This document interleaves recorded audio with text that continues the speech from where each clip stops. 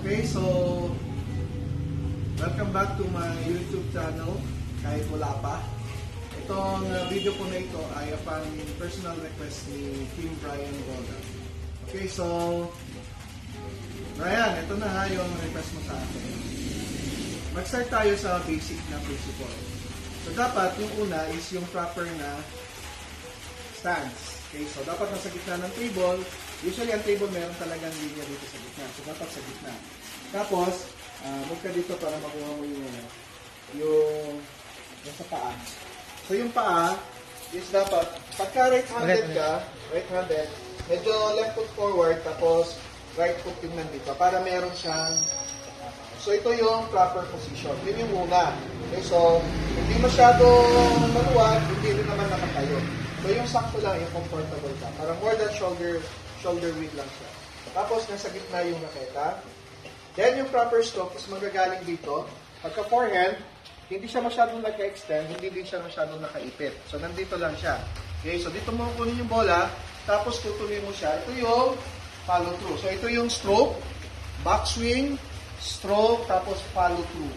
So, dapat nakatago yung mukha, tapos naka-point yung elbow doon. Okay? So, proper stance. Then, so knees forward. Nakatingin nandito sa gitna.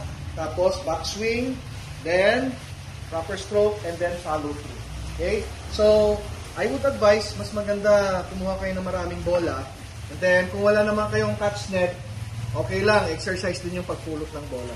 So, yung pinaka-first na exercise na papagawa ko sa inyo, medyo lumapit kayo ng konti ng table. So, yung kamay nyo, dapat ganyan lang ha. Yan. So, naka-stay nyo siya dito.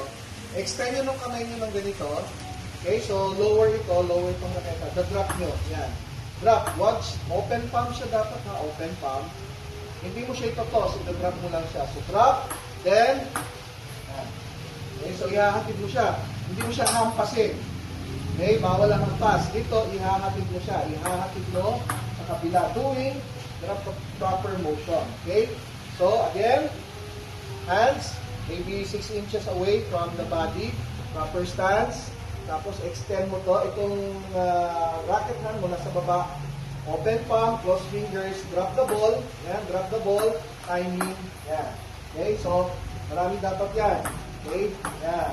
Para makuha yung proper na execution. Yan. So, proper stance, proper form, and then, proper execution. So, paulit-ulit lang to. Kahit na mga 1,000 volts to, okay yan, para makuha mo yung proper na. So, yung twisting mo, manggagaling sa ankle, waist, tapos hindi dapat gagalaw yung kamay mo, itong elbow mo lang yung gagalaw. Okay? So, yun yung unang lesson. So, yun yung free. Yung next, may bayad na. Gcash.